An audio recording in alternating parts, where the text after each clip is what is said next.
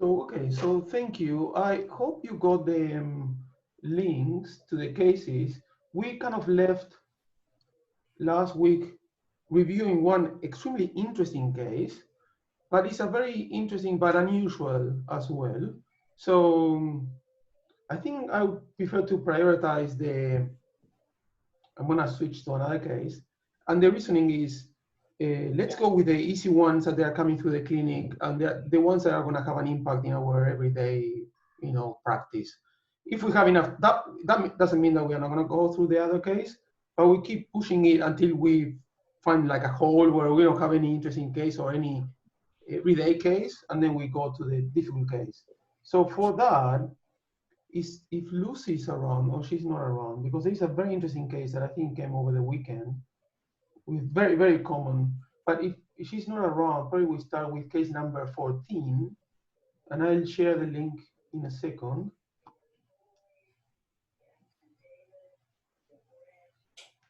So we go. Okay, I'm gonna share the screen first. Lucy's just joined, Mariano. Oh, okay. So that is probably my favorite. So let's wait for Lucy. I'm here. Hello, how are you? Good, thanks. A bit tired. Oh, okay, sorry. I think we are. I'm the same. So, Lucy, I really like the case that you sent me through Slack.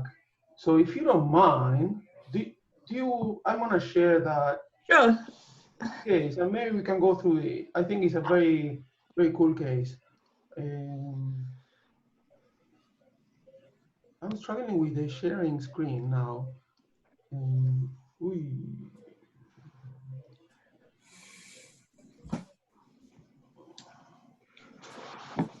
There's the tools hide from a share screen.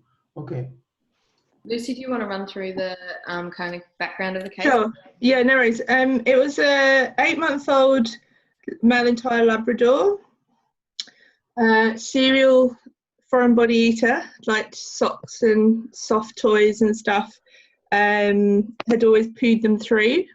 Had eaten another soft toy, which was apparently a soft rat from IKEA, approximately the size of a hamster, was the exact owner's words, on Wednesday, and then ate a pair of black socks on, I think it was Friday, somewhere around there.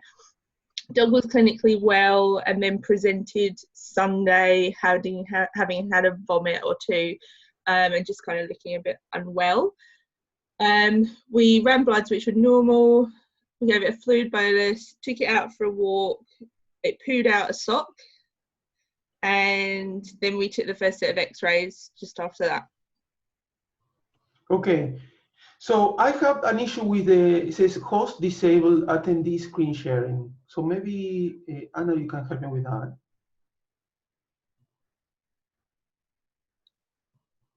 So I think you need to authorize me being able to share.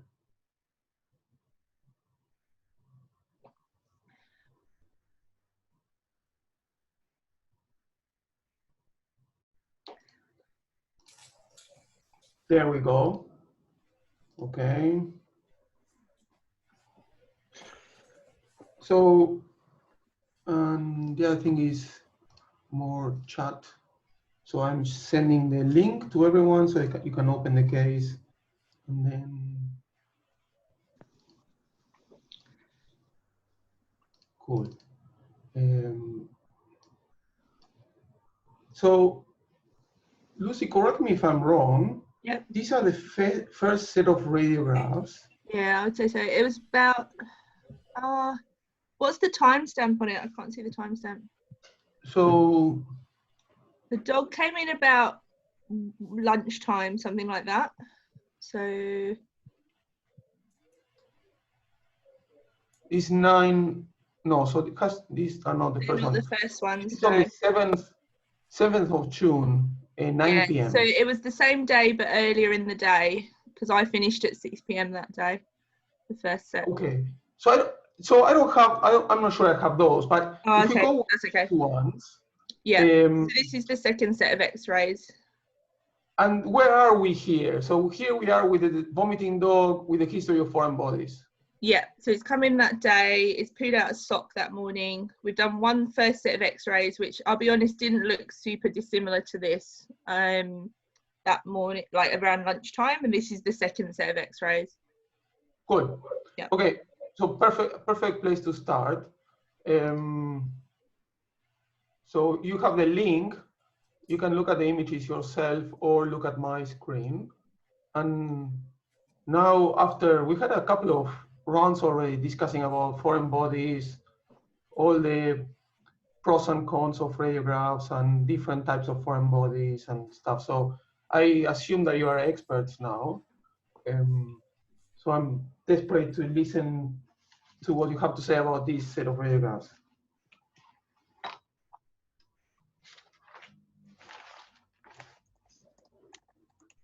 And anytime, just a little comment, anytime with all of this introduction, which is, you know what the foreign body is a Labrador, is a young Labrador, is vomiting.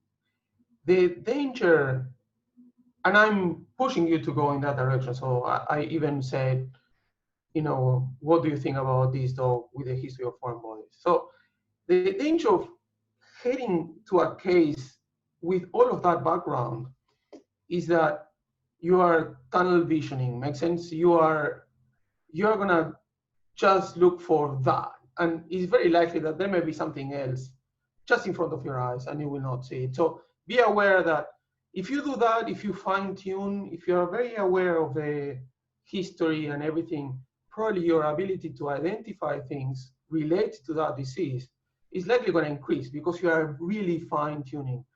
But just as a comment, be for a minute before you conclude the case, try to step back and say, well, is there anything else in this case? Makes sense, because more than once, there's a price to pay for that kind of fine tuning and going so narrow, and it maybe there you are missing probably the big thing, which may be not related or not very clinically or not clinically visible at the time.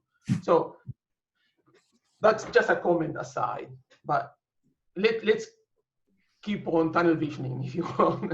And I want to know what you think in particular about this case with all that history, with all that context.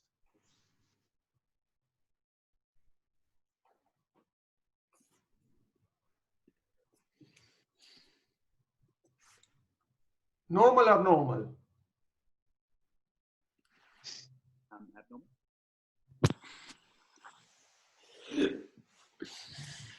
There looks like there is contents in the region of the stomach, especially on the kind of cranial left side, on the, I think it's the DB. Okay. Do you mind showing us? Yes. What do you mean? I'm good at that now. Cool. We slowly get good at like Zoom interactions. In this kind of area, so it looks more like fundus, I would say. There's also almost what looks like an increased opacity, like a bit like feces or compressed something here as well. There. Okay. And apart from that, there's kind of like focal small intestinal gas patterns that seem to be similar in size on both of them, but there's an area here that looks like they're kind of stacking. Good. Okay. Just a little comment. When I say good like this, doesn't mean that I agree. I know it that. Means I am acknowledging, okay? I'm, let's say, celebrating that you are bringing those things because that's the beginning of a discussion, and you are bringing interesting points. So yeah, but it doesn't mean that I completely agree. But now I don't want to give my opinion yet. I want the rest to say if you agree with those changes, if you want to add any other change, yeah.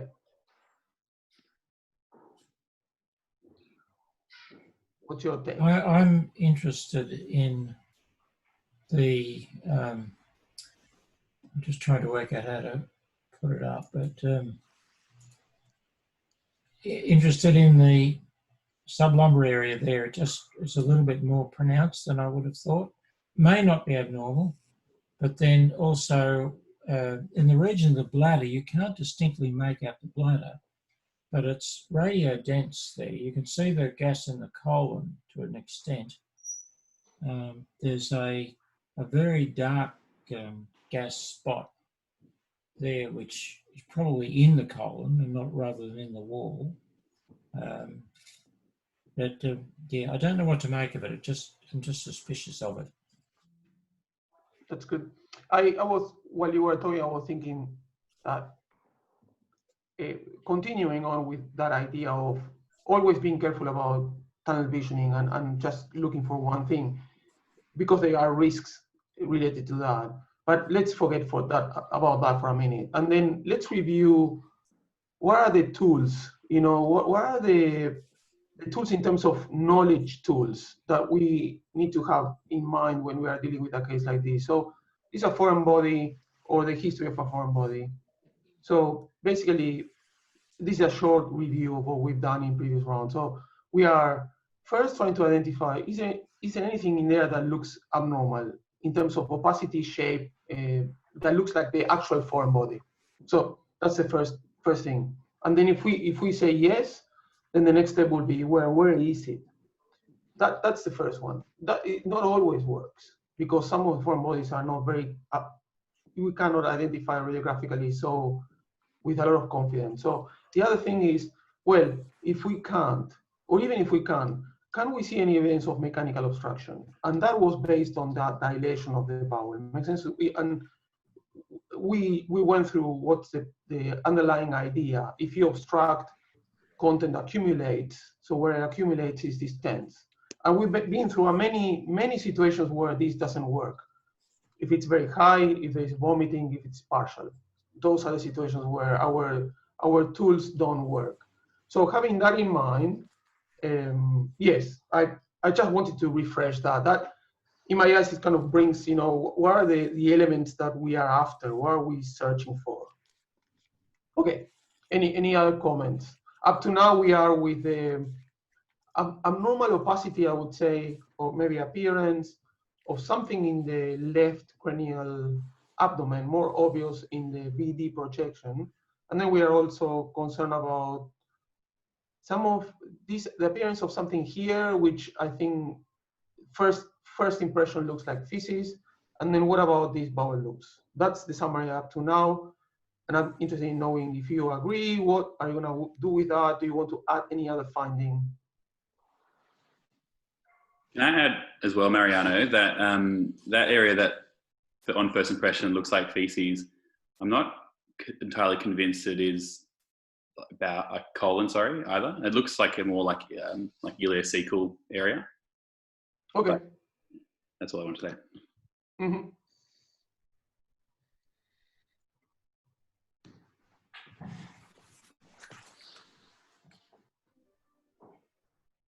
Okay, someone here on the chat is saying that there may be two populations of bowels. And again, that's what we are after.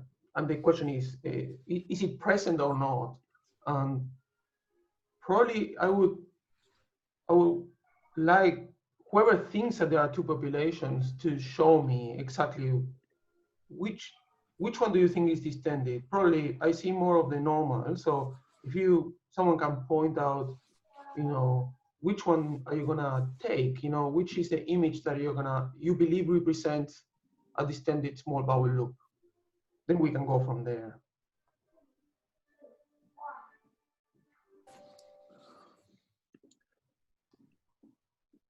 Yeah, I'm not sure how to show it on the with the arrow like the other fellow did, but I'd say on the right. I think you need to go to tools, and sometimes they are shy and they like to hide from you the tools. But if you insist, they somehow appear, and then there's gonna be annotate, the annotate tool. James, just on that, can you see the green bar across the top that says you are viewing Mariano Makara's screen? Yeah. And then to the right of that, view options with a drop-down menu. Yeah. In that drop-down menu is an annotate tab. If you just click that. Okay. Those are way better instructions compared to mine. I'd say this over here. Well, and I'd also say potentially you could say this is a sort of separate population, separate appearance from each other. Okay, good. Do I have anyone disagreeing with that? So perfect comment. Now I want to see if anyone else thinks or agrees or disagrees.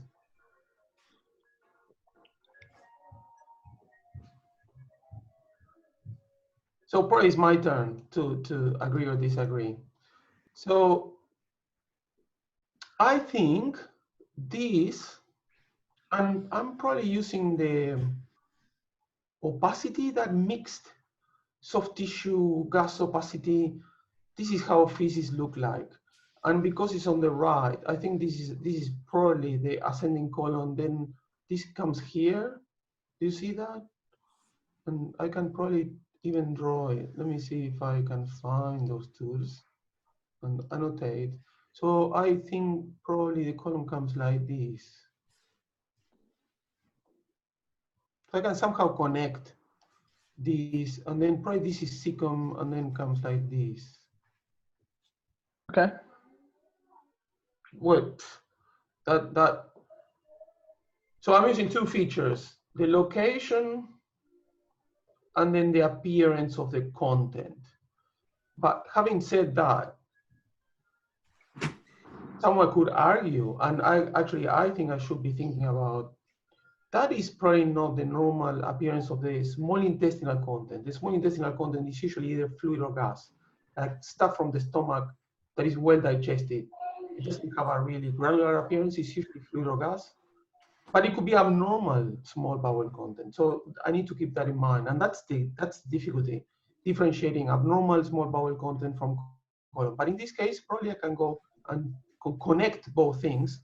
And up here, I think it all seems to be quite dorsal, and that's where the colon likes to sit. So how certain I am about that, I don't know. Pretty certain, but I see your point. In terms of the bowel, I think I would feel comfortable that these are small bowel loops.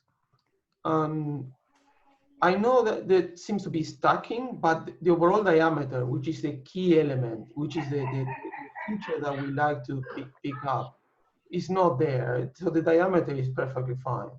So I'm not that concerned about the small bowel at this point. And then I'm a bit more concerned about what is happening in the stomach. That appearance, and now I'm gonna really struggle in say, to be able to describe exactly how is this different from Inchesta. So the way that I'm gonna do it is look at this. This is not looking like Inchesta, and then I will find a case that really looks like Inchesta, and somehow you need to start training your brain. And having said that, we are never 100% sure. Makes sense? So we put the history and we see that and we say, well, that looks abnormal. That those kind of linear patterns, that gas accumulating in between the content and the stomach, probably we kind of don't like that. Inchesta looks more like, depending on Inchesta, but more like a granular rounded thing, hard to explain. But I think I would be very, very concerned about that being a foreign body. And probably the sock looks like a fabric abnormality. So that would be my assessment in this case. I think the important point to remark in this case is that there seems to be nothing in the small bowel. And the reason why I'm saying that is probably you understand that it's more clinical than imaging, is how, if you are convinced about that, how are you gonna tackle it? Are you gonna try to remove it surgically, or if you have the possibility of doing gastroscopy, are you gonna try to remove it through gastroscopy? And sometimes the key thing is, are there two foreign bodies? Is there one foreign body in the stomach and another foreign body in the small bowel? So in this case, I would go and say, I think it's just in the stomach. I'm pretty confident it's in the stomach. If you want to know more, if you want to gather more information and be more convinced about that stomach, something that I would suggest doing is fasting the dog 12 hours, walking the dog probably. So then all that, those feces, I invite the feces to go out, and we try in 12 hours. If you fast, then there's nothing going into the stomach. The small bowel should be empty. Hopefully the colon is empty. So now we have a lot less noise in those radiographs. And if what we are seeing in the stomach is actually a foreign body, then it should stick out. Makes sense. It should be a lot more obvious. That is something that doesn't cost a lot. You don't need. The other obvious option is ultrasound. Sometimes if you don't have that available, then feeding the radiographs after a controlled fast period, I think, is a very nice option always. So, Lucy, I don't know what happened in between, but then later on we have two sets of radiographs, this one and this one. Yeah, it was just continued supportive care really, and then just re-x-rayed later. Okay, cool. So basically, we waited, and now we have a new set of radiographs. And I'm interested in knowing what you think about this. I think this is kind of the cool thing.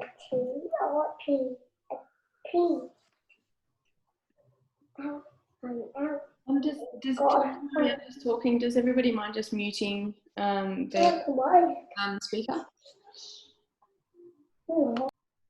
Thanks, guys. Fucking hell.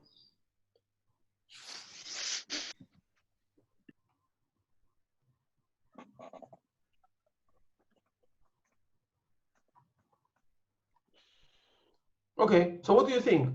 So this dog, there was a history of the foreign body, the possible injection of foreign bodies. The animal was actually vomiting.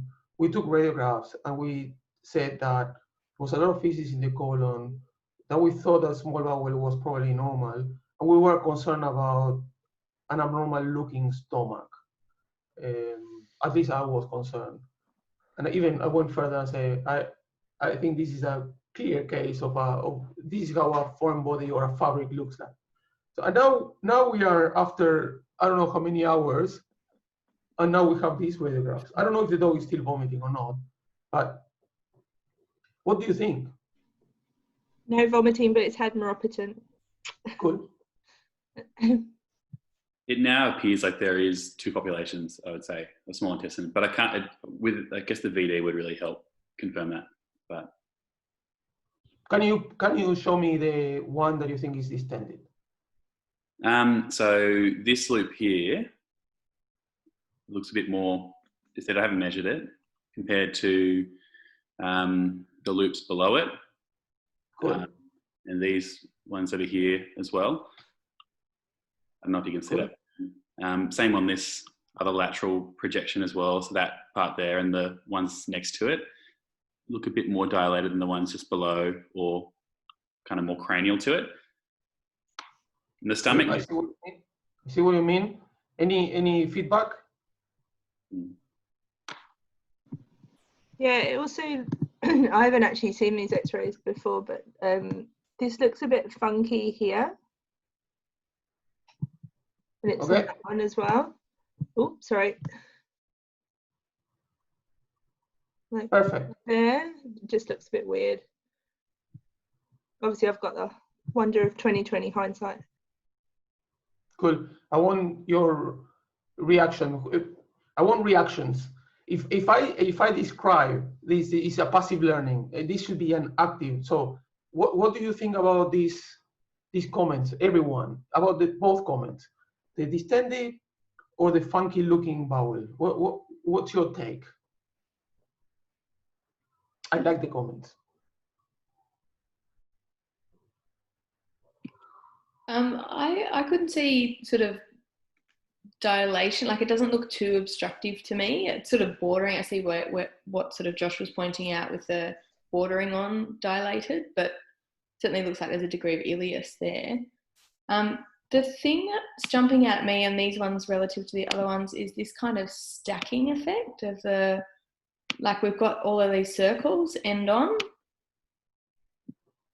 in the ventral abdomen. It just makes me a little bit nervous that the bowel is bunching in that sort of more consistent with a linear foreign body than the previous radiograph. Good, excellent point. So to summarize your point, and I want people coming back and forth, you know, and going with the idea. So you're saying, I see the bowel loop, it doesn't look too distended to me. I probably would add that the important thing, or the different thing about the bowel loops that they were pointed out earlier here is that they are more gas filled compared to down here. But the overall diameter, if you measure, is not overly distended. So question mark, is this really obstructive or not? Then the other thing is the funky thing. And then the other thing is now a third option. What about if there is a linear foreign body and we are having plication now? Good point. And I want people arguing, taking a position. I think this is this, I would ignore that, whatever. There is one thing that no one mentioned up to now, and is what happened with that thing in the stomach. I don't know. One possibility, I suppose, is just food. So we made a mistake, which is perfectly fine early on.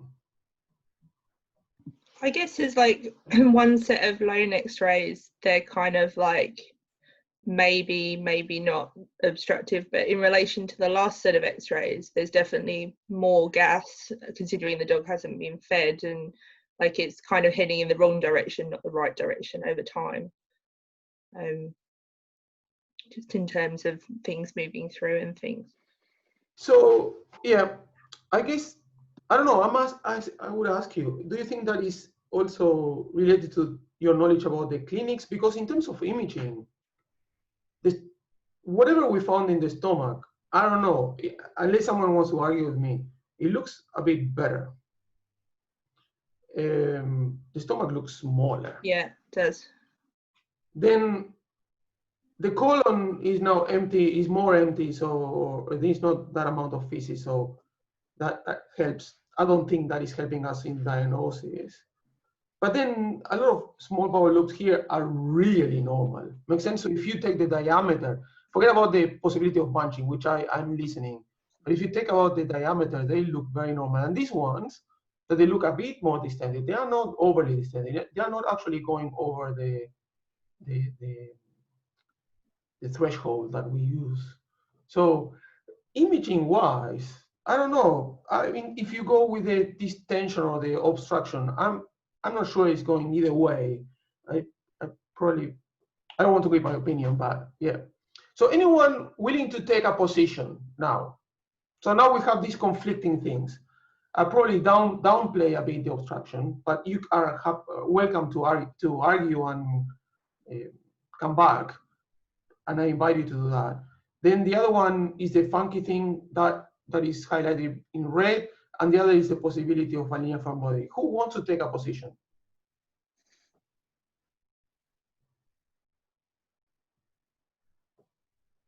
Come on, the learning is the being wrong, and you need to know that I'm purposely gonna try to make you make a mistake. You know, that's the whole idea. If we then that's the learning that happens from, and there is no risk, you know. This is not a case that you are responsible for. So anyone willing to take a position? I guess we can't rule out a foreign body at this stage, but based on what you're saying about the dilation not being quite there yet, potentially it's more a functional ileus forming or because of the sock moving through. Perfect. Okay. Now we'll go to Lucy. Do you want to tell us what happened in between? So this is on the 7th, 9 p.m. And now the next set of radiographs are. I think they'll probably be around like 1 a.m. or something. Oh, but these ones are also like almost immediately after. Yeah, so this is 9 p.m. on the 7th, and this is 9:30. Okay, so there are more radiographs at the same time. Okay, cool. I didn't realize that before. And now, yeah, we can do it like this. And I think this is probably the 3 cool radiographs. Yeah, I only got the after story in the morning. Cool. So this is same time after half an hour. I don't know. I wasn't there, so I don't know what happened. But what do you think about these ones? I'd say they look much more obstructive than the previous ones. Yeah, and based on what? The width of the dilation in the small bowel. Small bowel? I'm assuming small bowel based on location, and sort of you can see almost like a soft, there's something there, and then I'm assuming proximal to it, we've got gas accumulating and an increased diameter of that. Perfect. Perfect. So I think we got lucky in that radiograph, and now we got our features. So this, based on the position, is very unlikely to be colon. Makes sense. The colon is coming up there. So now something going in this direction is very unlikely to be colon, and it's very likely to be small bowel. And then that seems to be connecting with this that we identified in the previous radiograph, but no one wanted to pull the trigger and say, well, I'm unhappy with that. That is a foreign body. There shouldn't be anything like that in the small bowel or in the abdomen. But because we didn't have the obstructed pattern, then I think we kind of overlooked that. Now we can connect these two things, and then we are a bit more confident. So if we go back to the first study where we saw something that looked convincing for a foreign body that was in the stomach, putting things together, I think it's likely that this moved into the small bowel and now is producing some degree of obstruction. And that distended bowel loop is not that obvious in this one, is more obvious also in this one. And it's parallel to the colon, so I think it's further supporting that it's not colon. Makes sense, the colon will not come with this position, will go more like that. So I think we have more. Now we got lucky, and this is just in half an hour. We will discuss what happened in between or what may have happened, which is a take-home message in this case. But before we go in there, what else? Mariana, there's a comment from Helen in the chat about the sort of gas highlighting the foreign body. Very good. And which one? Helen, soft tissue in the pylorus. Good point. Excellent point, Helen. So what is very cool in this case, and is the reason why I like this case, is because suddenly we got this in here that is a classic example of a foreign body. Food doesn't look like this. See, this is, I'm 99% sure, a sock. Makes sense, it's soft tissue, is embedded with fluid, has that linear kind of corrugated, or not corrugated, like, yeah, this is how a sock looks like a fabric thing looks like. And the interesting point, and the one that I think is the take-home message, is that this is a left lateral projection. That is a line in the book that you can overlook, and you don't get the depth. You don't get the importance of taking multiple projections until now. And I go back to the previous cases. This was a right lateral projection, and this was a right lateral projection. What is happening there? And if we go back with the retroscope, we can see that there was something there in the pylorus. Why? Someone picking this up, you need to be a genius. You need to be very, very good. And even that doesn't look that clear. Things look a lot more clear here. So what's the difference? The difference is that you just rotated the dog, and now you force gas. In a sense, this is a left lateral projection. The left is down. The right side of the dog is up. So the pylorus is on the right, is up. Now we are forcing natural contrast, gas, into that pylorus. In a normal dog, you just get gas. In a dog with a foreign body that is stuck in the pylorus, that gas is going to highlight natural contrast, goes around the soft tissue, and now we can see it very clearly. So this is a lovely example of, it takes 2 more minutes, and look, this is at the same time. This is a right lateral projection, this is a left lateral projection. If you call this normal, let's forget about that, which is the foreign body in the small bowel. If you talk about this, you know, you need to be pretty good to say those lines are probably a foreign body. It's hard to see, very difficult. This is very easy. And it was just turning the dog around, just using that natural contrast. The stomach, most of the time, is gas and fluid filled. So you need to take advantage. So wherever there is fluid, you lose contrast. Wherever you put the gas, you enhance the contrast. So take advantage of that. Do multiple projections. I remember doing even 4 projections. Make sense? So you just move the gas and the fluid all around that stomach, and you take 4 projections and you learn a lot more. This is a beautiful case for that. It's just the difference between, this is the only left, I suppose, or after the, as a follow-up. And this is showing, this is the money shot. You know, this is, you know, that foreign body there is now became very, very clear. So probably that's the take-home message. Now I wanted to talk 1 second about what is this and what happened. I think this is the other foreign body. I think there are 2 foreign bodies. So compared to the first study, I think there was originally both of them were in the stomach. And by waiting, one moved into the small bowel, which is one of the risks. You know, we know that that can happen. And then what is the reason, what is the possible, and there is no way that I can be certain about being right, but I think many radiologists would agree with me that this is likely what happened. And there is actually a paper talking about this. If we position the dog on right lateral projection, gas accumulates in the fundus. So if you do that first, that's good. Then if you turn the dog on the left, some of that gas is not only going in the pylorus, but going into the duodenum. And it's very likely that this is a very high obstruction. It's very likely that that sock hasn't traveled a lot through the small bowel. And basically by taking this left lateral projection, we highlighted the foreign body in the pylorus, but also the duodenum. And now we connect that with the foreign body. So these are the little things that make a difference. Don't save 2 minutes taking just 1 lateral projection. Always take 2. There are important reasons why, and this is probably the most important one. We see a lot more by taking these 2 projections. It takes 1 more minute. There's a huge difference. I think even someone experienced, the certainty about this is a lot less compared to the certainty about the abnormalities that we can see in this projection. So when Lucy, you shared this case, I remember replying to you, this is a beautiful case to explain the value.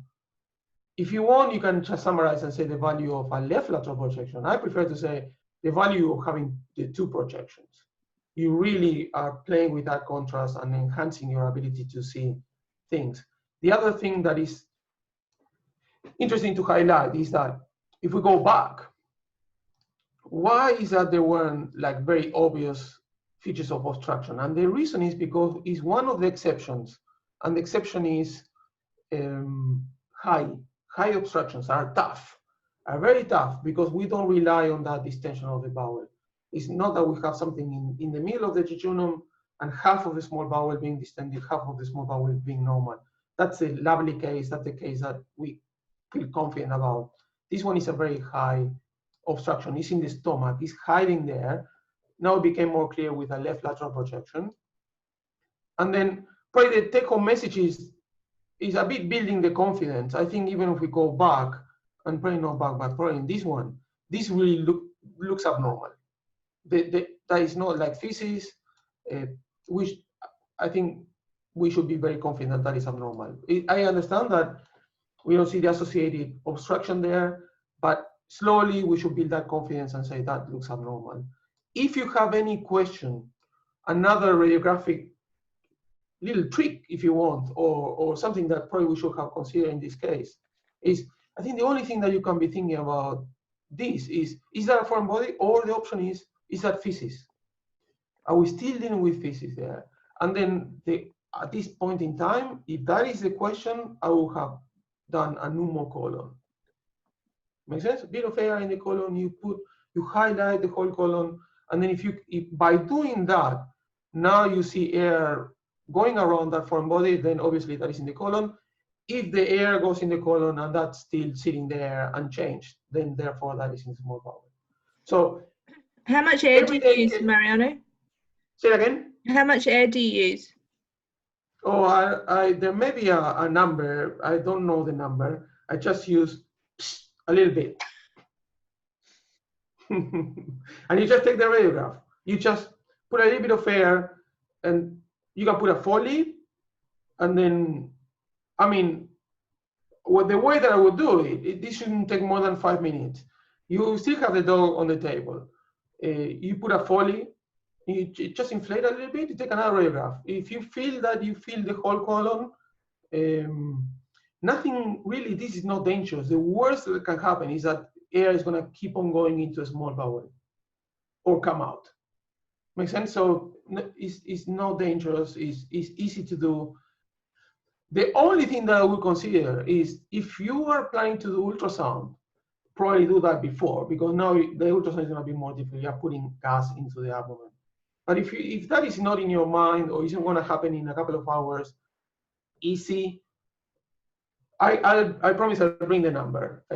I basically don't use the number, that's why I don't remember. But you will see that as soon as you put a little bit of gas, and if you haven't changed the position of the dog, you can see easily. You can say that's the colon. It's a very easy thing, very simple, super helpful. Mariano, what size syringe would you use to put the gas in? So in the past, I use, I don't know the name. It's like it's actually not even a Foley. It's like that thing that you use for enemas that has a pointy end, and then you can put like fluid or gas on the other end. I don't know the name of that. I don't think I know the name of that in Spanish or in English or anything, but I don't know if you can picture that element. I think it's called an enema pump, but I'm not sure. Okay. So if I have that around, I would probably use that. And I would just, that's why I said you just puff a little bit of gas into the colon. That's probably not the most delicate way to do it. But otherwise, I would just put a Foley in, and I would start with 10, depending on the size of the dog, but 10 milliliters of gas, 10, 20, 50, depending on the size of the dog.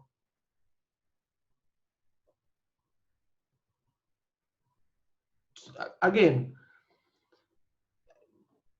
I will have if I'm on a weekend shift and I'm dealing with vomiting dogs, I think my X-ray table would look like X-ray table with a Foley.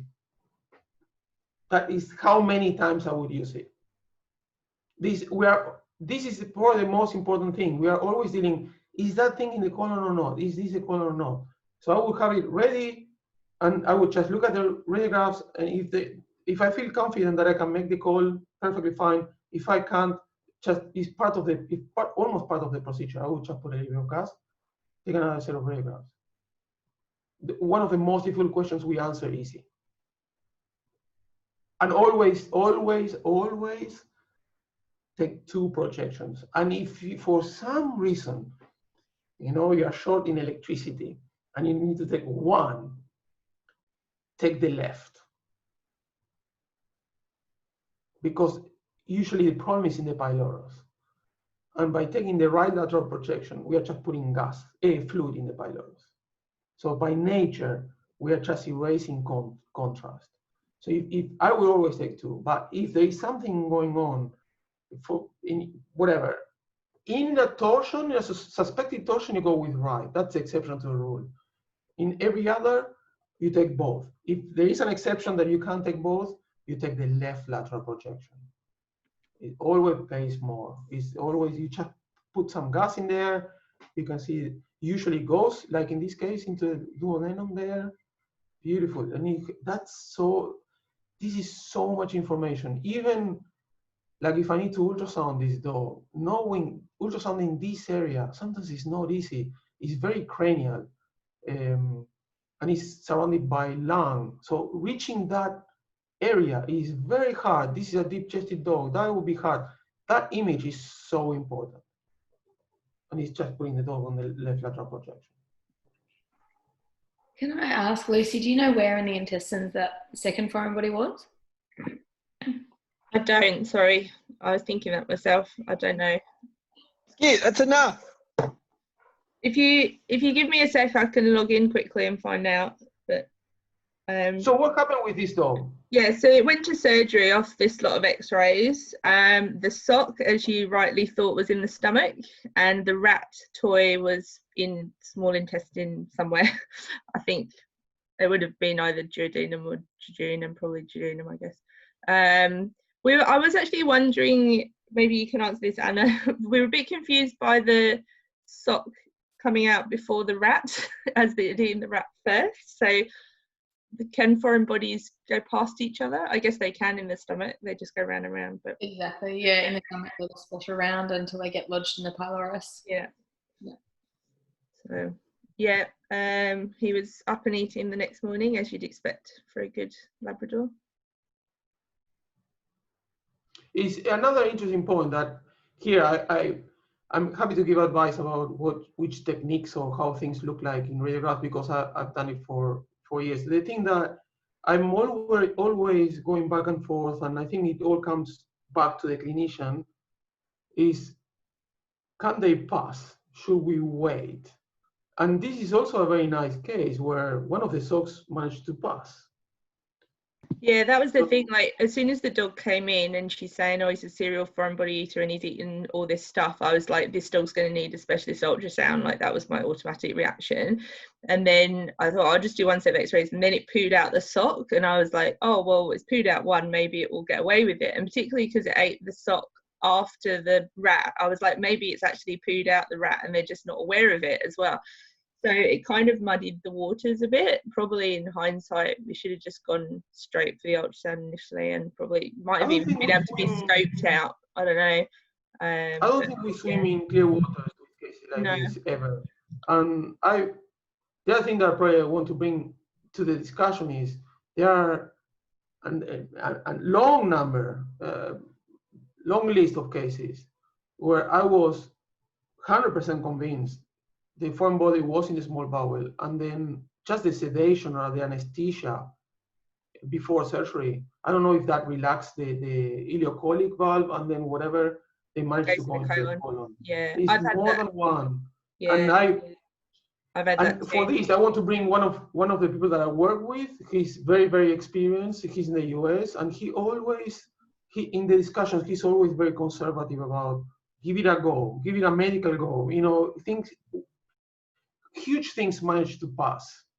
And I'm never sure. And I always come back to the clinician, you know, I always come back to the one that is working with the actual dog, you know. Yeah. Do you think this dog can wait? Do you think we should give it a go medically before we go in? That decision is a tough decision. I think my question would have just been, maybe if we'd caught it when everything was in the stomach, would we have potentially been able to have scoped them out? I don't know. I mean, if it was already showing signs, it might have already been down in the small intestine. But yeah, anyway, it all worked out for the best. So yeah. Similar to Mariano's experience with the sort of anesthesia relaxation of muscles, I've had foreign bodies that were definitely in the stomach on ultrasound, and I've chased them through the small intestines trying to catch them with a scope. As they're kind of moving through while I'm inflating, they're just getting pushed further through. You're just making it easier for them to move through with the gas.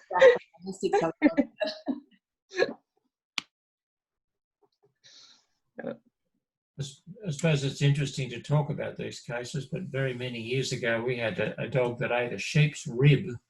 We x-rayed it, was in the esophagus, so we thought to do a laparotomy and bring it out through the stomach. We went in and couldn't find it.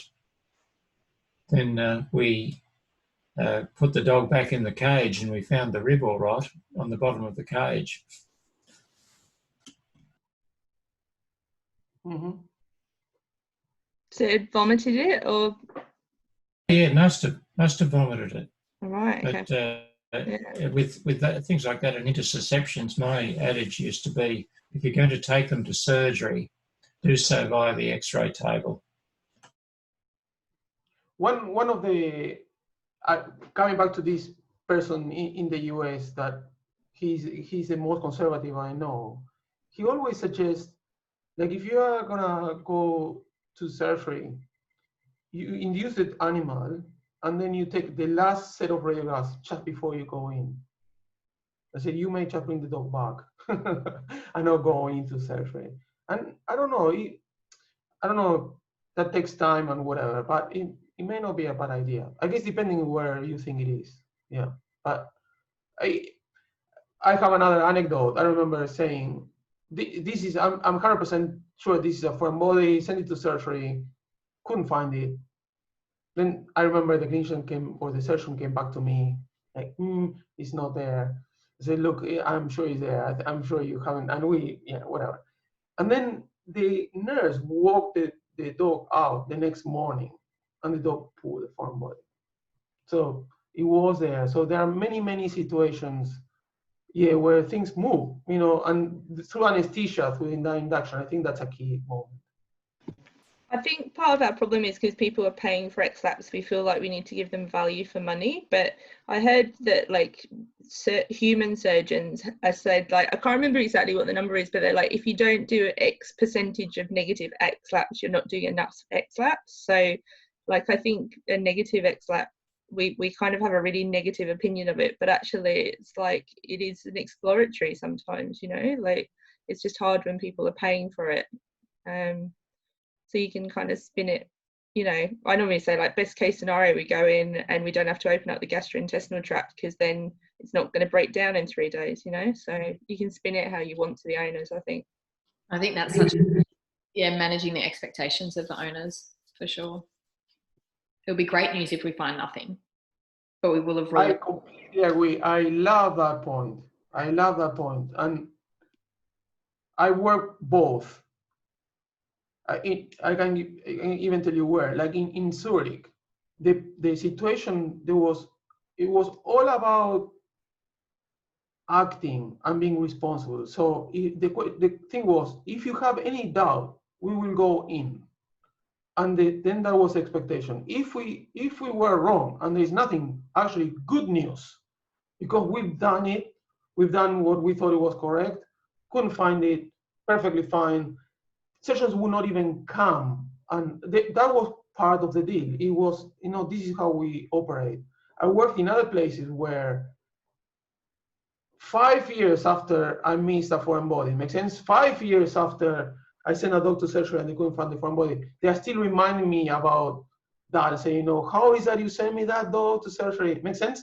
There was such a negative implication to having sent a dog to surgery while they couldn't find the foreign body. And I think, like, so many young vets are just terrified of making the wrong decision because, like, they've been berated or whatever, and it's like, it's not a wrong decision. Like, you can only there's a point often where you can't physically get any more information from the outside of the animal. You've just got to go in and see what's going on. And, like, I think often just running the bowel, like even those ones that've got gastroenteritis, just running the bowel and emptying everything out into the colon, they just feel so much better afterwards. Like, I know it's like we talk about letting the bad demons out and things, but I think actually just moving all that, like, ileus gut juice into the colon just fixes them, really, even if you don't open them up. So yeah. My father was an experienced old GP, a human of the old school, and 2 things he used to say. One was, don't give it to a surgeon, he'll operate on it. And the other was, exposure to Sydney air helps, often solves a lot of those abdominal problems. But I mean, working in Wagga Wagga, I found it was even better because the air's cleaner. Yeah. All good points. Hopefully, again, we have, if we come back to the radiology, I think now we use and refresh and talk about the tools that we have to approach these cases. And I think in almost every case, somehow, one way or the other, the tools don't work or we deal with exceptions. And that's the reality. And I think the more you see cases, the more you discuss them, the more you see how they ended up, the more experience you are putting, and then the more of that information you can use for the next cases. I don't think this is a situation of black or white. Very rare cases is you make a call with 100% certainty. In many cases, you have some degree of certainty, and that degree of certainty pushes you to make a decision, which can be right or wrong. Hopefully, through these cases, we discuss all the little things that you can use to improve your accuracy, which is the different projections, the pneumocolon, the weighting, all of these things. I think there are little tools that you can use to make that call the more informed possible and to get the most from the images. That doesn't guarantee you're always going to be right. Mariano, thank you so much. I've learned heaps today. I've got to leave now because I have to head to Wagga to the class that I have to teach. So, yeah, thank you so much. No worries, we are all leaving. Thanks so much, Mariano. No worries. Thank you very much, and we'll see you next week. We'll see you next week. There is the next round is actually sticking with the radiology theme, and it will be Isadora, our exotics vet, running through radiology of rabbits of the thorax and abdomen, just helping differentiate bloat versus obstruction in rabbits and other pathologies. So anyone interested, that will be Thursday, 7:30 p.m. And the invitation is actually in that same email that you got the link to this one. For next week, I'll send out the link again for Mariano's talk, but we'll actually be using the same meeting link. So if you can't find it, you can just join the same meeting as you joined today, next week. Same time, same place. Thanks, everyone.